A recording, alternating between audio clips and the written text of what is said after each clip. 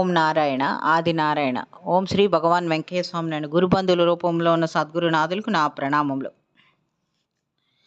ఈ భక్తుని పేరు నంది మండలం వెంకటరామరాజు. ఇతను శ్రీ భగవాన్ వెంకయ్య స్వామి వారి ఆశ్రితులు. ఊరు చిలకలమర్రి. అది 1966 సంవత్సరం. వీరు రైస్ మిల్ పెట్టుకోవడానికని స్వామివారి దగ్గరికి వెళ్ళాడు. స్వామివారు ఆశీస్సులు పొందడానికి స్వామివారు గుర్తులు పెట్టి తూర్పు వైపు జరగకుండా నిర్మాణం చేసుకొని ఇతనికి చెప్పారు. కానీ నిర్మాణంలో లోపం వల్ల తూర్పు వైపు జరిగింది. దాంతో ఆ స్థల యజమానులతో గొడవలయ్యాయి. నిర్మాణం మధ్యలో ఆగిపోయింది.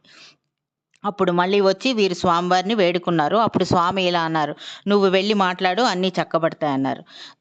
అదేవిధంగా వీరు వెళ్ళి కూర్చొని మాట్లాడుకొని స్వామివారి అనుగ్రహంతో కాంప్రమైజ్కి వచ్చారు. మిల్లు పని మొదలుపెట్టారు. మిల్లు పూర్తయింది. 1969లో రైస్ మిల్లు ప్రారంభించడానికని స్వామివారి దగ్గరకు వెళ్ళాడు. అంటే స్వామివారి చేత ప్రారంభింప చేయడానికి, స్వామివారిని ఆహ్వానించడానికి అతను స్వామివారి దగ్గరకు వెళ్ళాడు. స్వామివారికి వేడుకున్నాడు స్వామివారిని ప్రారంభోత్సవానికి రమ్మని. కానీ స్వామివారు ఇప్పుడు నేను రావడం కుదరదు అని అతని మీద ఉన్న ప్రేమతో వారు వాడుకుంటున్న చొక్కా ఒకటి అతనికి ఇచ్చి, అయ్యా దీన్ని తీసుకొని వెళ్ళు అని ఈ రామరాజు గారికి ఇచ్చారు స్వామివారు. రామరాజు మహా ఆనందంగా దాన్ని తీసుకువచ్చి పూజలో పెట్టి మిల్లు ప్రారంభించాడు. స్వామివారి ప్రతిరూపంగా ఆ చొక్కాని వీరు భావించారు.